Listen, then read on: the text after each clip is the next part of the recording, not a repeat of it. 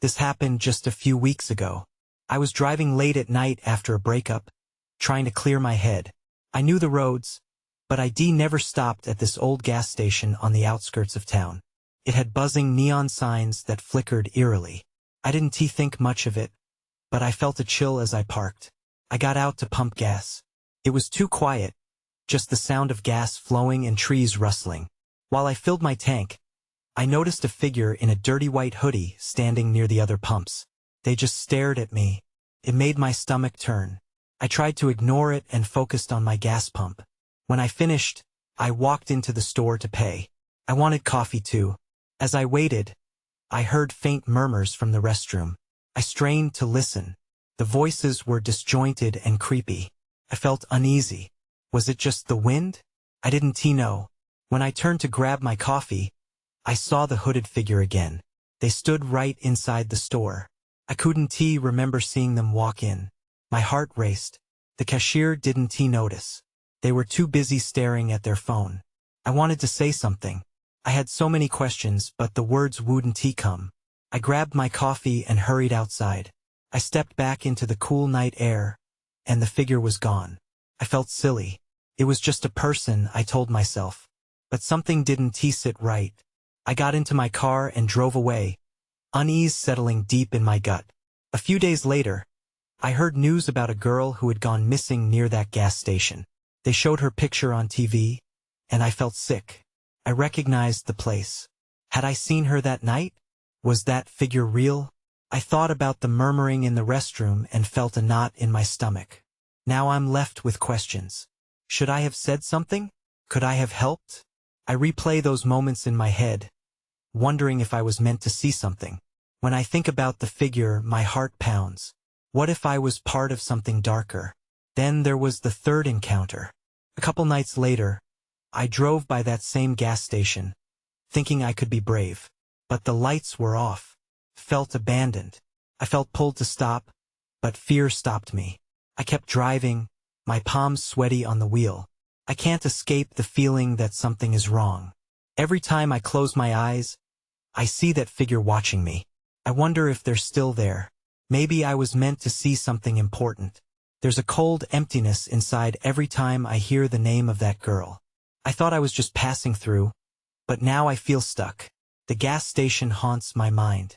I shouldn't have stopped, but it's too late now. The days dragged on. I tried to distract myself with friends, work, anything to avoid that gas station. But the memory wouldn't let go. Each time I passed nearby, I could feel it pulling at me. I was restless, waiting for an answer I couldn't define. One evening, I decided to go for a drive. I told myself I was just getting out of the house, but I knew where I was headed. As I approached the gas station, my heart raced. The flickering neon lights had returned, casting a strange glow over the lot. There weren't any cars, and I felt a mixture of fear and curiosity. Maybe this was a mistake. I almost turned around, but some unseen force urged me to stop. I parked, hesitating for just a moment. A sense of dread wrapped around my chest like a vice. I stepped out of my car, the cold air biting at my skin. The night was silent, unnaturally so. I walked towards the store, glancing around. Nothing seemed out of place at first glance. Just an old gas station, but something felt wrong. As I pushed the door open, the bell chimed softly, sending a chill down my spine. Inside, I felt the tension rise. The cashier was there again, his eyes glued to his phone, completely unaware of the world around him. The shelves were stocked, and yet everything felt off. That's when I noticed the bathroom door. It was slightly ajar and the murmurs returned. My heart began to race. I forced myself to listen more closely. Words formed, but they were jumbled, incoherent. A woman's voice was interspersed with something that sounded like crying. I couldn't ignore it anymore. Excuse me? I called out, my voice wavering. The cashier didn't even flinch. I took a cautious step toward the restroom, my breath hitching in my throat. I pushed open the door fully. The bathroom was empty. The lights buzzed overhead, illuminating cracked tiles and chipped paint. No sign of anyone. Just the sound of the flickering bulb accompanied by silence. I stepped back, unease creeping in. I couldn't shake the feeling that I was being watched. Maybe it was just my imagination, I whispered to myself. But as I turned to leave, a scratchy voice called out from the toilet stall. "Help me." I froze. It was faint and barely there, laced with desperation. Felt unreal. Was I really hearing that? I took another hesitant step toward the stall. "Hello? Is someone in there?" My voice trembled. I reached out to push the door, but it swung open suddenly. It was empty. My breath quickened, panic setting in. I felt the urge to run, but something kept me rooted in place. That when I turned back to the exit. I had to get out. But as I did, the cashier looked up, finally breaking his trance. "You shouldn't be here, you know?" His voice was calm, unnervingly so. "It's not safe." I didn't respond. I fled through the door, my heart pounding in my chest. As I reached my car, anxiety coursed through me. I glanced back, and the cashier was staring at me. A knowing look in his eyes I didn't understand. I jumped in, locked the doors, and sped away. But as the gas station faded in the rearview mirror, a dark realization hit me. I had come searching for answers, but I only had more questions. What was happening in that bathroom? Who had cried for help? And why did the cashier seem to know? The night fell silent around me, but deep down, I felt that something was coming. Something darker than I had ever imagined. I couldn't shake the feeling of dread that settled over me as I drove away from the gas station. The cries echoed in my mind, a haunting whisper I couldn't ignore. I needed to make sense of it all, and yet, I found myself torn between wanting answers and fearing what those answers might be. The next day, I resolved to investigate further. I called my friend Sarah, who had a curious mind and loved a good mystery. "Meet me at Brood Awakening at 4? I asked, my voice shaky with uncertainty. "Luckily," she agreed, and I felt a small relief knowing I wouldn't face this alone. When I arrived at the coffee shop, Sarah was already waiting, her brow furrowed with concern as I explained the events of the previous night. "You actually went back there?" she asked, wide-eyed. "That's insane. What did you hear?" I recounted my experience, my voice shaky as I mentioned the woman's voice. Sarah listened intently, her expression shifting from incredulousness to determination. "We have to go back. We can't just leave it like this." Before I could protest, Sarah stood up, grabbing her jacket. "Come on, it'll be fun. We'll figure it out together." Reluctantly, I followed her out of the cafe. As we drove back toward the gas station, I noticed the sky darkening, clouds swirling ominously. I felt a pit in my stomach but kept mumbling reassurances to myself. We were just being curious. It was probably nothing. Yet a voice inside me whispered that something wasn't right. When we pulled into the gas station's lot, the familiar flickering lights greeted us like an unwelcome friend. I parked, and the ride back had done little to calm my nerves. "This will be quick," I promised Sarah, though deep down I doubted it. We approached the entrance, and a sudden chill ran down my spine. The cashier was still there, still fixated on his phone. "You again?" he muttered without looking up. I felt Sarah tense beside me, but I urged her forward. I pointed toward the bathroom, my heart pounding as we approached it. "It's over there." I heard someone crying. I squeezed Sarah's arm as I said it. The stall door was still ajar, just as I had left it. I took a breath. "Hello?" I called, my voice trembling. No answer. Then, as we stood there, I noticed a collection of strange markings on the back of the door, scrawled hastily. One read, "Not alone." My heart sank further. It wasn't just me. It was a warning. I felt the air grow thick as I leaned closer to the door. "Sarah, look at this," I said. But when I glanced over, Sarah was staring not at the markings, but behind me. Before I could question her gaze, I felt the temperature drop. The hairs on my neck stood up, and I turned slowly. There was someone standing by the entrance, a figure cloaked in shadows. I couldn't make out any features, but the air felt charged, heavy with something I couldn't quite place. "Let us go," Sarah whispered, her voice a mix of fear and urgency. But before I could argue, The figure stepped into the light, and my breath caught in my throat. It was the woman I had heard. She looked gaunt, her clothes torn and stained. "Help me," she croaked, her eyes wide and pleading. Before I could react, she vanished just like that into thin air. My heart raced. I grabbed Sarah's hand and pulled her back toward the exit. We both knew we had to get out of there. But as we rushed past the cashier, he spoke again, stopping us in our tracks. "You shouldn't have done that." I felt a cold sweat break out as I turned to face him. "What do you mean?" He looked straight at me, his eyes empty, matching the void surrounding us. "You've awakened something."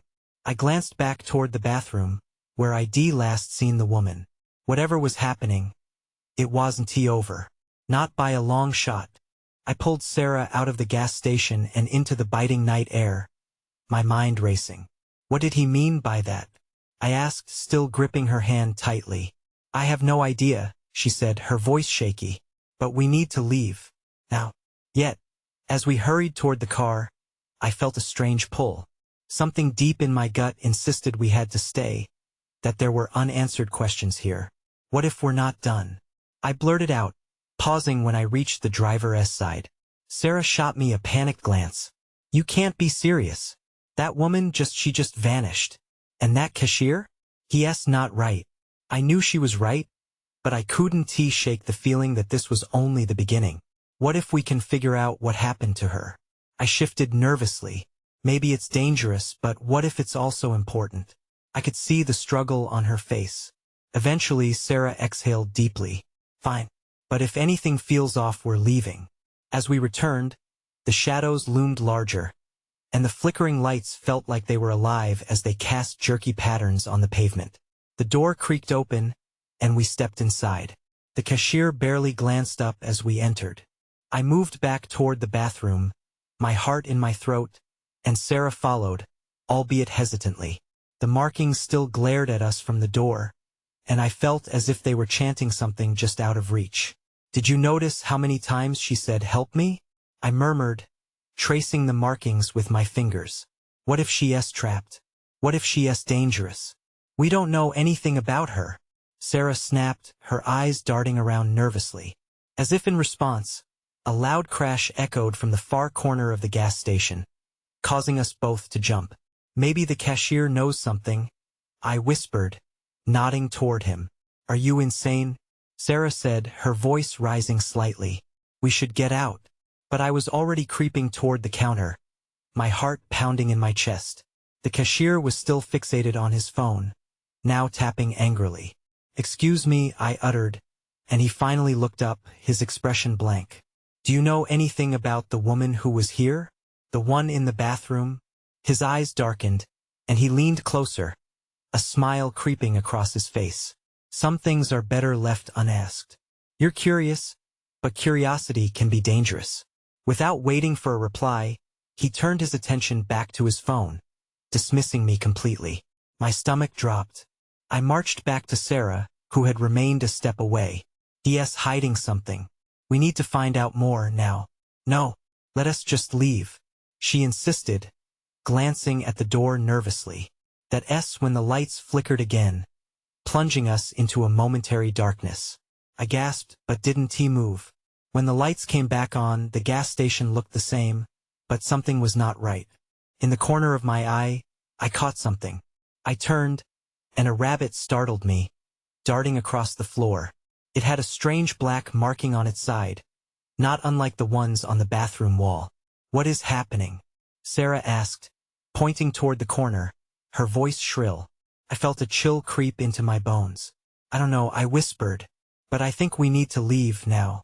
Before we could move, a faint whisper filled the air, echoing through the gas station. "Help me." It was her voice again. I looked at Sarah, my pulse racing as realization dawned. We weren't alone, and whatever had been awakened was still waiting. The whisper faded into silence, but the weight of its presence lingered. I glanced at Sarah, her eyes wide, and every instinct screamed for us to run. But something inside me, maybe the same curiosity that had led us to this moment, rooted me in place. "Maybe we can help her," I said, though my voice wavered. The urge to flee battled with the need for answers. "We don't even know what we're dealing with," Sarah replied, glancing toward the shadowy corners of the gas station. "That could be a trap." Before I could respond, a flicker of movement caught my attention. The rabbit, now still, turned its head toward us, its eyes reflecting the fluorescent lights. In that moment, I saw something I wasn't sure what it was, but its black marking seemed to shift, like it was whispering secrets of the night. "Look," I said, pointing. "Maybe it's trying to communicate." Sarah shook her head, backing away. "This isn't safe. We should have left when we had the chance." Ignoring her protests, I took a step closer. The rabbit darted again, but this time it didn't run away. It lingered near a shelf filled with dusty snacks, an eerie guide in this unfolding nightmare. "Maybe it knows something," I said, my voice trembling with uncertainty. Just then, the cashier's head snapped up from his phone, and his eyes locked onto me. A smirk curled his lips, hinting at a twisted understanding. "Curious, aren't we?" He leaned over the counter, his tone almost conspiratorial. "Some animals, they can sense things." I forced myself to swallow my fear. "What do you mean? What's going on here?" "Things that are hidden often reveal themselves when least expected," he said cryptically. "But be careful what you dig for. Stop playing games," Sarah demanded, her frustration bubbling over. "We need answers." As if he sensed our urgency, the cashier leaned even closer, lowering his voice. "There's a reason she's calling for help. This place," he gestured widely, and his smile faded. "You have to choose wisely which questions to ask." Just then, the lights flickered again, and I felt a shift in the air. The rabbit bolted, skirting past my feet as the cashier seemed to vanish behind the counter, lost to the shadows. "Where did—" I began, only to be interrupted by a loud thump from the back room. The door, which had been closed, creaked open slowly, revealing a dim light spilling out. "Let us get out of here," Sarah cried, panic rising in her voice. But deep down I knew we needed to check it out. With hesitant steps, I moved toward the door. It beckoned us, daring us to uncover whatever lay beyond. Sarah lingered back, her face pale. "Please, don't," she cried, her voice echoing in the quiet space. Before I could answer, the whisper returned. Clearer now. "Help me." I took another step forward, the echo amplifying my fear and curiosity. "I need to know," I said, and pushed the door fully open. The light flickered again, and within that heartbeat of brightness, I saw her, a figure standing at the far end of the small room, facing away from us. "Who are you?" I called out, my heart thundering. She turned slowly, and the look in her eyes, the desperation, brought the chilling realization that whatever was happening, everything was interconnected. The shadows danced around her, the sense of danger thickening in the air. Just as I thought I could muster the courage to step inside, the door slammed shut behind me. I jumped, the sound reverberating through my bones. It was too late to turn back now. Whatever answers I sought were waiting for me, and it was clear that whatever had begun was far from over. The room felt colder once the door slammed shut. I turned back to the figure, a woman. I thought her hair cascading over her shoulders, but the ragged dress she wore seemed out of place, almost ethereal in the dim light. "Help me," she pleaded, her voice trembling. I swallowed hard, my throat suddenly dry. "What do you need?" She took a step forward, shifting slightly in the light.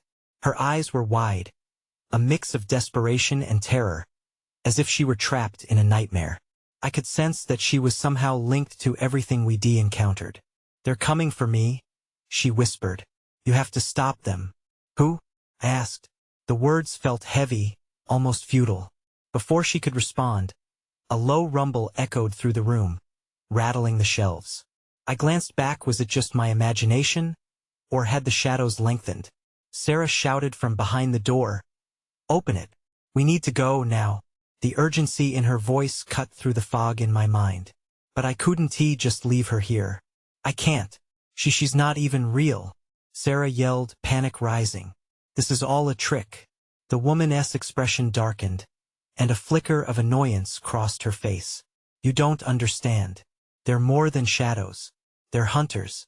Hunters? I murmured, taking a step closer despite Sarah's protests. Yes.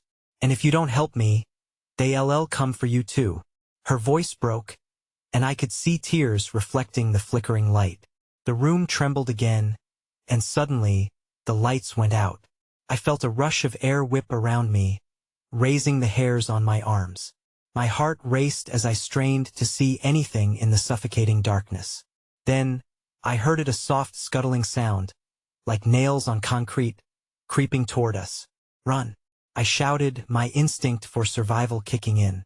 I reached for the door handle but found it unyielding. It wouldn't budge.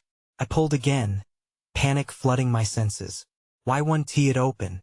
Because they don't want you to leave, the woman said, fear etched into her features. You have to trust me. We have to fight together. Fight? I echoed. The word felt alien on my tongue. But there were too many questions swirling in my mind. How could we fight shadows? The scuttling grew louder, and I faced the woman again. You need to tell me exactly what's happening. This is a gathering place, she began, her words urgent but steady. A nexus of energy. But it's been corrupted. They feed on fear, and if you let them in, who let them in? I interrupted, a cold realization dawning on me. The cashier. Exactly. He is not what he seems. Before I could respond, the lights flickered back on. The room seemed to come alive with a deep hiss, and in the far corner, I caught a glimpse of dark shapes twisting and writhing. They were coming. I looked back at the woman, my pulse quickening. What do we do? Her gaze bore into mine. We have to face them or we'll never escape. Then everything went dark again, but this time it felt different. I was not alone. We stood together against whatever was lurking just beyond the veil of shadows. And I realized then I had made a choice, yet it felt more like a trap. Here they come, she said, her voice fortifying my wavering courage. But before we could move, a piercing scream cut through the air. It was Sarah. The door crashed against the wall, leaving me standing in the dark. The darkness swallowed me, but a flicker of light pierced through, bathing the room in an unsettling glow. I squinted, trying to make sense of the shifting shadows. Then, right before my eyes, a figure emerged. It was disjointed, almost glitching like a broken video. I recoiled, my breath hitching in my throat. Help her, the woman urged, her voice rising above the chaos swirling around us. Where is she? I called out, straining to see. I had to find Sarah. A wave of panic surged inside me. I need to find her. She is trapped. The woman shouted. We have to move fast. Move where? I shot back, my every instinct screaming at me to flee. But I couldn't leave Sarah behind. The shadows slinked closer, morphing into terrifying shapes. I took a step back, almost bumping into the woman. What do you mean, trapped? Her gaze was intense, as if she was trying to force clarity into my foggy mind. They take her fears and manifest them. You have to confront them together, or they'll consume you both. Before I could respond, a loud crash echoed. I froze. The door had flung wide, and there was Sarah, but she wasn't alone. A figure stood beside her, its features blurred, like I was seeing it through water. I felt my stomach twist. Sarah. She looked at me, eyes wide with terror, yet I could see the determination trying to break through. You have to trust me, she gasped, her voice shaky. I can feel them inside. What do you mean inside? I stumbled over my words. What's happening? The woman beside me urged. Focus. You have to face your fears. Whatever they're showing her, you need to break through. I didn't fully understand, but I felt desperation fill the space. My heartbeat thumped in my ears. I turned to the shadows creeping in, my own thoughts racing. What did I fear? Sarah, listen to me. I yelled, willing her to fight. Don't let them in. You're stronger than this. Her figure trembled, fighting against something that was invisible but suffocating. Shadows clawed at her, whispering, wrapping around her limbs like tendrils. No. I lunged toward her, instinct outweighing fear. I reached for her hand, our fingers barely touching. Yet, I felt warmth seeping between us. Fight, Sarah. I believe in you. We're in this together. As my words echoed in the room, I caught a glimpse of the woman who had guided me. A strange light surrounded her, illuminating parts of the darkness that had seemed endless. Focus your energy. You must believe. I didn't know how or why, but I felt something shift within me. I thought of all the moments we had shared, every laugh, every tear, and every secret. Suddenly, it clicked. Look at me. I shouted at Sarah, my voice steady and strong. Remember when we... But then, a roar vibrated through the air, cutting me off. The shadows writhed violently, and I realized it was only getting worse. Here they come, the woman whispered. That S when I saw it, a massive, twisting figure emerging from the shadows behind Sarah. I felt my heart drop. Everything inside me screamed it wasn't just a shadow. It was something real and terrifying. Run, I yelled. But it was too late. The ground trembled beneath us as the monstrous figure surged into view. It was a swirling mass of darkness, its outline shifting and changing as it approached. I felt a primal fear claw at my insides. This wasn't just a shadow, it was a physical manifestation of everything Sarah feared. Get away from her, I shouted, my voice barely breaking through the chaos. I was terrified, but somewhere deep inside, a spark ignited. I had to be the anchor for Sarah. Sarah, I called again, forcing my feet to move towards her, even as dread clawed at my mind. The figure lunged, swiping at me, but it was as if time slowed. I ducked just in time, the air rushing by with a chilling whoosh. Believe, the woman cried again. I hurled my body towards Sarah, desperately reaching for her. I won't let it take you. I hadn't realized until that moment how much I meant it. My pulse hammered in my ears as I felt the remnants of her warmth through our fingertips. Suddenly, the shadows surged forward, engulfing me completely. I gasped for air, instinctively wrapping my arms around Sarah, holding on tight. I could feel her energy. I needed to help her fight whatever was inside. The darkness twisted, wrapping itself around Sarah, but my resolve deepened. You're not alone, I shouted again, pushing my thoughts toward her. You're stronger than this. Fight it, Sarah echoed, her voice wavering but filled with tenacity. I can still feel you, don't give in. And miraculously, I could sense her struggle. A small flicker of determination surged within her, battling against the shadows.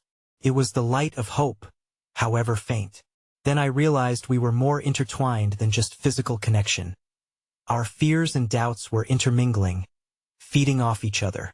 I thought of every moment she'd been there for me, every time we faced the world together. Clicked like a lock turning. Remember the summer we went camping? I shouted. You said the best part was facing the darkness and being together. The mention of that memory seemed to reverberate through the space. I saw her eyes flicker, recognition breaking through the haze of fear. Yes, I remember. The figure hesitated, the shadows around us dimming, giving us a brief window. I pulled her closer. We can overcome this. Together. The monstrous form recoiled, as if struggling to press forward against an invisible force. That spark, that moment of clarity, propelled me to fight back. I could feel my own fears surfacing, but I pushed them aside, determined to shield Sarah. But then, just as we thought we had gained a moment of control, the temperature dropped sharply. A chilling wind swept through the room, and the ambience shifted. The shadows writhed in response, suddenly more aggressive, congealing into an even larger mass. What's happening? I gasped.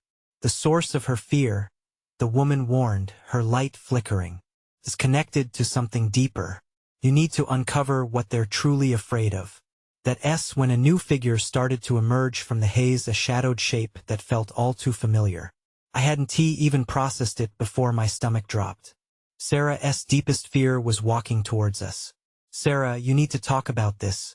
But just as I grasped for control, the room started to shatter into an array of silhouettes, each one more terrifying than the last.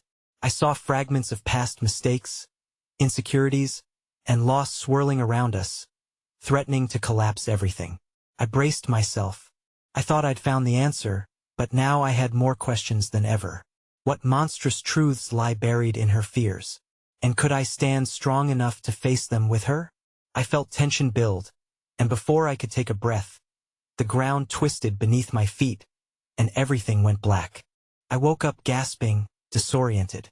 Darkness surrounded me, but I could hear a faint whisper somewhere in the void. I strained to listen. It sounded like Sarah, pleading for help. "Sarah," I shouted, but my voice got swallowed by the dark. I tried to move, to break free from whatever held me, but my limbs felt heavy. Panic surged through me. Was I trapped? Then, without warning, the shadows peeled back. I stumbled forward, blinking against the sudden light. I found myself standing in the gas station where we had first encountered the woman. Everything looked normal, yet something felt wrong. "Sarah," I called again, scanning the aisles.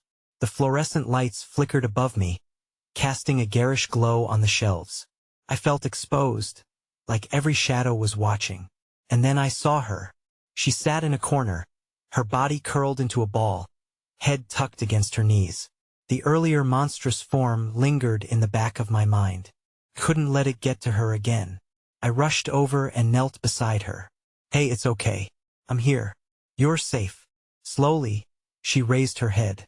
Her eyes were wide, reflecting a mix of fear and confusion. "I thought I lost you," she whispered. "We need to face it together," I said, taking her hands. "You're stronger than this." I could feel her trembling, and it sent another wave of fear through me. "Can you remember what the woman said?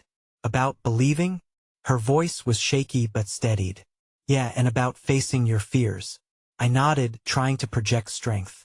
"What do we need to confront?" Just then, the air around us shifted. The gas station doors swung open with a clatter, letting in a gust of freezing wind. A figure stepped inside, tall and shadowy, its features obscured by the flickering lights. I felt a knot form in my stomach. "What is it?" Sarah's eyes darted toward the door. I could tell she sensed the danger too. "I don't know, but we have to be ready," I said, stepping in front of her. The figure took a step closer, and my heart raced. It exuded an oppressive energy, colder than the wind. "Face it," I shouted, my voice ringing out against the hiss of the storm outside. The figure paused, the shadows swirling ominously around it. Suddenly, a memory flashed through my mind, the one of us camping under the stars. "Focus on the good times, Sarah," I urged, willing her to remember. "The moments that made you feel alive." The figure shifted, as if responding to my words, and my heart sank. It was transforming, taking on a visage I had not expected, the face of someone Sarah had loved and lost. "Sarah, don't," I yelled, realizing this was a deeper fear than I had anticipated. This isn't real. But just as I said it, the air thickened. A cacophony of echoes filled the air, her laughter, her tears. I cringed, unsure of how we would get through. Could she confront the pain of losing someone she once loved? Before I could react, the floor beneath us began to tremble again, sending cracks through the tiled surface as the figure advanced, its expression frozen in an eerie calm. "Sarah," I cried, but the words barely left my mouth before the ground shook violently, and everything began to shatter. When I sensed it, an understanding slowly dawning. If we were to defeat the shadows, we had to pull together. But was I strong enough to share in her pain?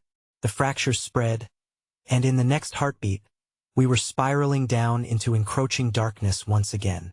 I awoke again, disoriented and gasping, surrounded by darkness so thick I could hardly breathe. The lingering whispers of despair echoed around me. But with every beat of my heart, I could hear a distant call, "Help me." It was Sarah. Forcing myself to take a deep, shuddering breath, I strained to find her. My arms felt heavy, but I pushed against the weight, determined to reach her. As I pushed through the fog, the darkness began to wane, revealing a familiar yet altered landscape, dimly lit aisles of the gas station. "Sarah," I cried out, my voice hoarse. The silence seemed to amplify my fear. I rushed forward, dread gnawing at my insides. Then I saw her standing lithe and fearful by the old magazines. "Please don't leave." My heart raced as I ran to her side. She turned, her eyes wide with panic. I don't know what's happening. It's like I'm trapped in my own thoughts. The overwhelming look of fear on her face fueled my own doubts. Together. We have to face this together, I said, grasping her hands firmly. Hearing her voice echoed within my mind, reminding me of all the moments we had shared, the laughter, the support, the trust. I could feel energy pulsing between us, intertwining like roots in the soil. And there, amidst the chaos of emotions, I thought I could hear that woman's voice urging us forward. Suddenly, the lights above flickered violently, and shadows swirled around us, transforming into a murky haze of figures, phantoms of our fears. I saw shapes move sinisterly, stretching and shrinking, morphing into abstract representations of doubt, loss, and trauma. No, I shouted, pushing back against the tide of fear. This isn't real. We can't let it take us. I felt the warmth of Sarah's grip and saw her resolve beginning to strengthen, bolstered by a memory that shimmered like a beacon of hope. Her brow furrowed as recognition flickered in her eyes. Remember, she began, her voice steady, when we faced that storm on the camping trip, we kept each other safe. Yes. When it rained, we shared our warmth and light through the darkness. The shadows buckled under the weight of our unity, recoiling as if the light we shared burned them. But they were relentless, roiling around us, mixing fear and uncertainty, trying to tear at the fabric of our connection. We have to breathe through it. Remember the campfire? How we sang and talked about our dreams? I encouraged. As she recalled those memories, I saw the anger and sadness ripple through her expression. I need to confront them, she whispered, her voice rising amidst the storm of memories. No more hiding. Yes. Let's let the light in, I affirmed, feeling encouraged by her bravery. Together we have to stand strong. The shadows surged, and from within the darkness came that monstrous, twisted figure once again. But this time it was different. It loomed large, its presence hollow, appearing almost defeated by our resolve. I could see the pain emanating from it, an amalgamation of fear, loss, and regret that had preyed upon Sarah. Not today, I yelled. Not now. With a surge of defiance, Sarah stepped forward, facing the embodiment of her fears directly. I could see her pulse quickening, but she stood her ground. You don't control me, she shouted. And in that moment, the gas station filled with flickering light, pushing back against the dark. The figure hesitated, confusion rippling through its form. But just as I thought we might break through completely, it lunged, grasping at Sarah, pulling her down into the shadows. No, I shouted, diving forward. I reached for her just in time, our fingers brushing briefly before she was engulfed in darkness. Hold on to me. You are stronger than this. Desperation clawed at my heart. You're not alone, we're together in this. Flashes erupted in the dark, illuminating the room in an almost dreamlike fashion. The gas station morphed from despairing chaos into a serene oasis, the flickering lights radiating warmth and safety. I felt her presence returning, a beacon of hope cutting through the dread. Fight, Sarah. Remember who you are. A crack tore through the room as Sarah began to push against the darkness. I felt it radiate through me, still holding fast to our invisible bond, unwilling to let her fall back into despair. Together, she cried, her essence igniting the shadows. As we both summoned our strength, we charged at the swirling mass before us, unified against the malevolence. Then, all at once, the air quivered, heavy with a mix of belonging and ferocity, and the darkness became the shadows of our past, familiar yet no longer suffocating. The light fortifying us broke through, revealing memories that flowed like a river, the smiles, joy, and moments of friendship. As light enveloped us, I felt the fear ebbing, and the shadows disintegrated into remnant wisps, swirling away like smoke. In an instant, silence resumed. We looked around. The gas station appeared normal, the flickering neon a dull hum of normality. But for us, everything had changed. I can't believe we survived that, Sarah said, her voice laced with disbelief and relief. But did we really? I wondered aloud, the eerie calm only enhancing my lingering uncertainty. I don't know, she whispered, a frown creasing her brow as she glanced back towards the bathroom door. The questions nestled in the pit of my stomach refused to dissipate. As I looked around, I realized we'd escaped that darkness, but we had traversed something deeper far from the explanation of our fears. I shook my head, blinking into the quiet. For now, there would be no easy answers. Perhaps there were truths lurking in the dark that we may never know. Yet, I turned my gaze to Sarah, seeing the glint of determination. Whatever awaited us, we would face it together. Yet, in that very moment, the flickering neon buzzed ominously once again, leaving a whisper in the air. I knew the shadows were never far behind, and unease washed over me had we truly escaped the darkness, or merely silenced it for now. As we walked back toward the exit, the weight of uncertainty settled like a fog around us, the question lingering how long before the shadows came creeping back. I moved to silence the thought, but the gas station loomed eerily behind us, a haunting reminder of what had been and perhaps what was still to come.